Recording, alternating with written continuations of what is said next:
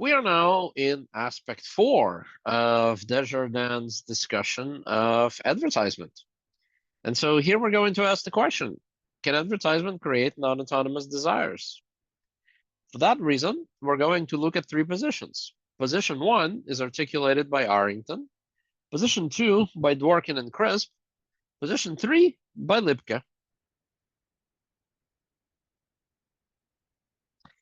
Arrington proposes that advertisement does not create non-autonomous desires. If a person can renounce a desire that has been implanted in them by an advertisement, right? So that's the interesting thing. A desire has been implanted in the person by advertisement, but Arrington goes, that does not mean that that desire is not autonomous, so long as a person can renounce that desire. In other words, advertisements can manipulate our desires, but not our ability to question and reject the desires that we do not want to have. The new definition of an autonomous desire is that it is one that we are able to renounce. The shift is away from a presumed prior definition of autonomous desire as one that we created ourselves. I think that's just your man on the street view of an autonomous desire. If I didn't create it, it's not autonomous. If I did create it, then it is autonomous. Arrington is roughly saying, yeah, sure, our desires are not created by ourselves, but look, we're still autonomous so long as we can renounce them, right? We think about them and we think about whether we want to have them or not. You know, kind of like if a car salesman sells you a car, but then you've got 30 days to think about whether you want to return that car or not, just in case the car salesman really manipulated your desire. But through the power of reflection, you can renounce that desire and return the car. And Arrington goes, so long as we have that power to renounce our desires through thinking and reflection, our desires are autonomous, even if they're not created by us. Dworkin and Crisp disagree with Arrington. Dworkin and Crisp argue that Arringtonian non-renouncement of desire in thought and reflection is not sufficient for a desire to be autonomous. In order for it to count, the thought and reflection must be rational, critical, and reasonably advanced or mature. In other words, if somebody that's not critical in their thinking thinks about their desire and decides not to renounce them, does not mean that that desire has been autonomously affirmed by that person.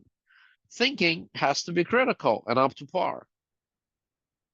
The example here is that I may buy a fancy watch that I can barely afford due to an advertisement, and I'm okay with that upon reflection, recognizing that it is well aligned with my needs to impress others with expensive accoutrements. But if I have seriously examined and questioned but if I have never seriously examined and questioned why I have those needs and preferences to impress others with expensive accoutrements, then my reflection upon that desire for that watch has not been genuine and does not account for much. If all of the above in this example is true, then the desire for that watch is not autonomous, even if I have not renounced it upon reflection. Let's examine an objection to Dworkin and Crisp. Even if Dworkin and Crisp are right, they do not show that advertisement creates non-autonomous desires and violates autonomy. All they show is that people may be lacking in autonomy independently of advertising. Sure, people may have non-autonomous desires, but the cause here is not advertisement, but whatever else it is that makes people non-autonomous. Perhaps unwillingness to build the strength of their reflection.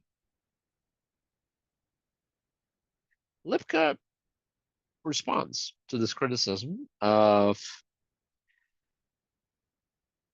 Dworkin and Crisp, and here he is. Lipka argues that advertisement makes a significant contribution to making persons non-autonomous.